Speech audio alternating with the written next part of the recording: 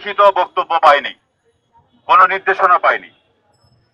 এর পরবর্তীতে আমাদের ছবির প্রডিউসার রেড পোস্ট কর্তৃক একটি আলোচনা সভা, মুক্ত আলোচনা সভা এবং ছবির অংশবিশেষ দুই পর্যায়ে দেখানোর সিদ্ধান্ত নিয়েছে। এটা কাইন্ড অফ ট্রেইলার, টিজার, ছবির পোস্টার এবং ছবিটা কি উদ্দেশ্যে বানানো হয়েছে এগুলো।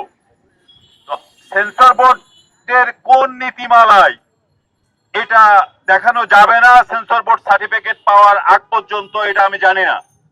আপনারা যে প্রশ্নটা আমাকে করবেন সেই প্রশ্নটা আমি আপনাদেরকে উত্তর দিয়ে দিচ্ছি।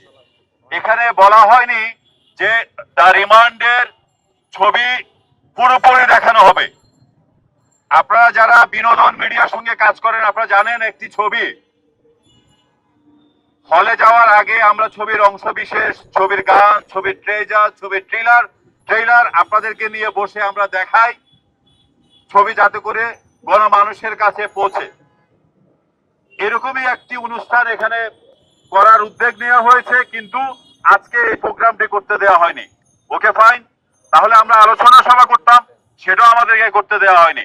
আলোচনা সভা তো আর সাংবাদিক ছাড়া হবে না, এটা খুবই লজ্জিত। পুরো সাংবাদিকদেরকে, আমার সাংবাদিক ভাইদেরকে বের করে দিয়ে আমাদেরকে রাস্তায় দাঁড়িয়ে কথা বলতে হচ্ছে, আমি খুবই লজ্জা পাচ্ছি।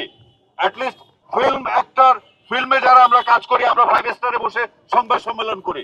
বিগত দিনে আপনারা দেখেছেন আমরা আমাদের ছবি সংবাদ সম্মেলন করেছি, কোথায় করেছিলাম? শুটিং ক্লাবে। আজকে রাস্তায় দাঁড়িয়ে কথা বলতে হবে। আমরা এই ছবি নিয়ে আপনাদের সঙ্গে কথা বলবো, খুব শীঘ্রই কথা বলবো।